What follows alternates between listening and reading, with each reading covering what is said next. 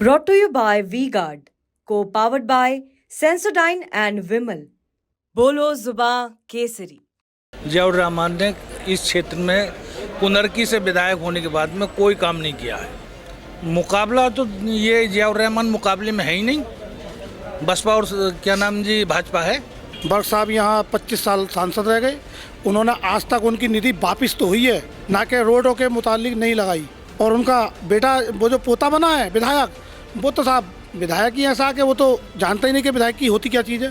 नाराजगी तो पूरी है। सपा को तो वोट ही नहीं देना, पब्लिक वोट ही कहाँ दे रही है सपा को। संभल सीट पर कोई नेता नहीं था, उनके घर थे नेता, वही बनेंगे नेता। आपका दिखा देंगे नेतागर्दी होती क्या अखिलेश को भी।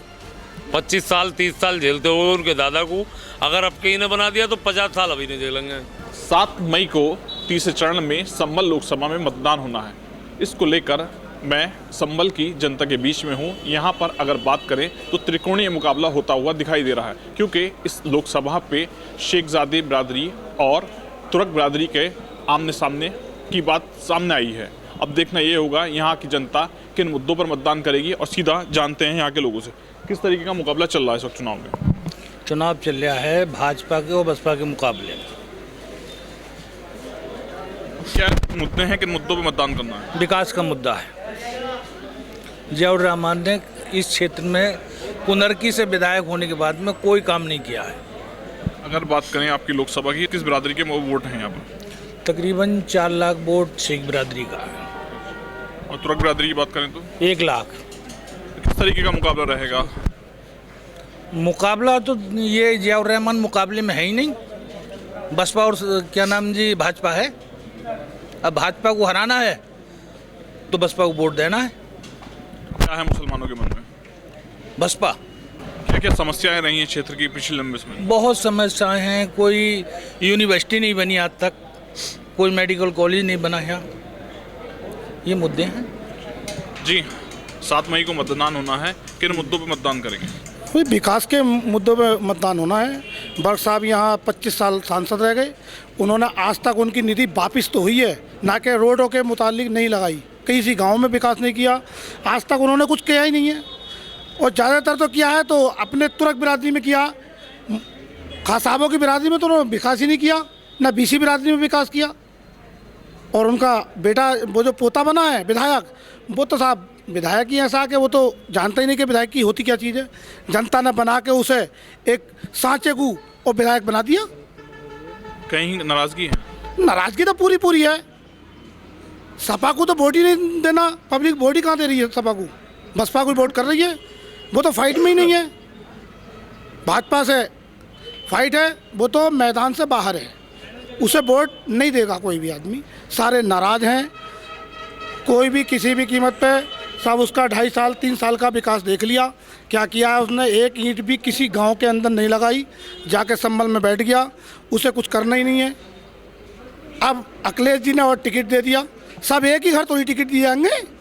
25 साल उनके दादा ने करी, फिर 5 साल विधायक। यहाँ कुनरकी इलाके, कुनरकी में कोई नेता ही नहीं था ऐसा, या उनके अलावा इस पूरी सीट पर संभल सीट पर कोई नेता नहीं था, उनके घर थे नेता, वही बनेंगे नेता। आपका दिखा देंगे नेतागर्दी होती क्या अखिलेश को भी। अखिलेश यादव से भी नाराजगी है? अरे अखिलेश यादव तो सारी नाराजगी है ही। अरे वो झूठ बोलते हैं, टिकट दे देंगे, फिर झूठ बोल कर टिकट नहीं देते। फला को टिकट दे देंगे, 16 साल से कई बार वायदे किए, झूठ बोल के, और जितवा के सीट यहाँ से ले ली और फिर नहीं दिया टिकट। फिर अखिल साहब से भी, अरे इनके तो सारे ऐसे ड्रामा है। अखिलेश का खुद ड्रामा ऐसा ही है जी। 7 मई को मतदान होना है, क्या कुछ स्थानीय मुद्दे हैं? विकास के मुद्दे होंगे, शिक्षा का मुद्दा होगा, इंसानियत का मुद्दा होगा, और दलाली खत्म हो हमारे इलाके से, ये मुद्दा होगा। और ये चूहे जैसा 100 ग्राम का कैंडिडेट नहीं चाहिए, ये मुद्दा होगा। 25 साल 30 साल झेलते हुए उनके दादा को अगर अब कहीं ने बना दिया तो 50 साल अभी नहीं झेलेंगे। और शेख और तुर्क का कोई मुद्दा नहीं है। बाकी सारी बिरादरी ये चाहती है कि इसे बदलाव चाहते हैं हम 25 साल का। पिछले 25 साल में क्या कुछ विकास कार्य नहीं हुए? कुछ नहीं करा उन्होंने। अपने जिस दादा मरहूम जिस कब्रिस्तान में दफन है 450 बीघे का है, उस कब्रिस्तान का ही पानी ना रोक पाए नगर पंचायत का। वो उसमें दादा मियाँ नगर पंचायत के पानी को पी रहे हैं, पोता नहीं रोक सकता उस पानी को। सरकारें नहीं, सेंट्रल में भी और प्रदेश में भी, लेकिन मरहूम उसका बॉन्ड नहीं करा पाए। और भी लोग हैं, लोकसभा चुनाव है, युवा हैं, किन मुद्दों पर मतदान करेंगे? मतदान देखो, सबसे पहला तो यही मानना है कि बहन मायावती जी कोई भी बिरादरीबाजी, कोई भी इस तरह की कोई बात नहीं करती। सबसे मेन बात तो यही कि बिरादरी पे कोई वो नहीं होता। अब यहाँ पे हिंदू हों, मुस्लिम हों, या मुस्लिमों में तुर्क हों, या कोई भी किसी भी कास्ट के बंदे हों, मतलब सबसे मेन चीज़ कि कास्ट की कोई बात नहीं होती बीएसपी में। अब समाजवादी को भी वैसे काफ़ी समय हो गया है, यहाँ पर काफ़ी समय से समाजवादी के एमपी भी रहे हैं और विधायक भी रहे हैं। तो इन लोगों का अभी तक समाजवादी ने मतलब कुछ ऐसा बड़ा डिसीजन नहीं लिया है कि जैसे कि मेडिकल कॉलेज हो, कोई बड़ा हॉस्पिटल हो या कोई यूनिवर्सिटी हो, कोई भी ऐसा मतलब इस तरह का डिसीजन नहीं लिया इन लोगों ने। तो हमारा मानना यही है कि इस बार बीएसपी के कैंडिडेट हमारे अपने करीबी चौधरी सोलत अली, उन्हीं को वोट देंगे, बीएसपी को वोट देंगे। 7 मई को मतदान होना है, और भी लोग हैं जी, किन मुद्दों पे मतदान करेंगे यहाँ के मुसलमान? विकास के मुद्दे पे ही होगा, जो भी होगा। बाबूजी आ रहे हैं अब और उनको एमपी बना के निकालेंगे इस बार हम बसपा से, और कोई रोकने वाला नहीं है उन्हें अब। और पिछले जनप्रतिनिधियों की बात करें, जो क्षेत्र की उम्मीदें थी वो पूरी हुई हैं अभी तक या नहीं? कोई पूरी नहीं हुई है और ना होने वाली है, उनसे उम्मीद भी नहीं करते हम, ना होंगी। अब तो बाबूजी ही करेंगे जो करेंगे, इनसे यही सब काम अब। जी, लगातार आप देख रहे हैं 3 सपा का और बसपा के अलावा बीजेपी की जो प्रत्याशी हैं वो जनता के बीच में है। क्या कुछ उम्मीद है?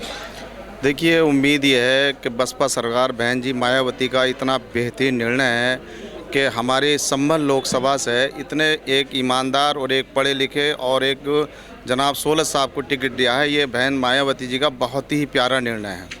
लोकसभा चुनाव को लेकर संभल की जनता से बात की गई है, जिनके द्वारा अपनी अलग अलग प्रतिक्रिया दी गई है। अब देखना ये होगा संभल की जनता किसे जिताती है। शारिक सिद्दीकी, TV9 संभल।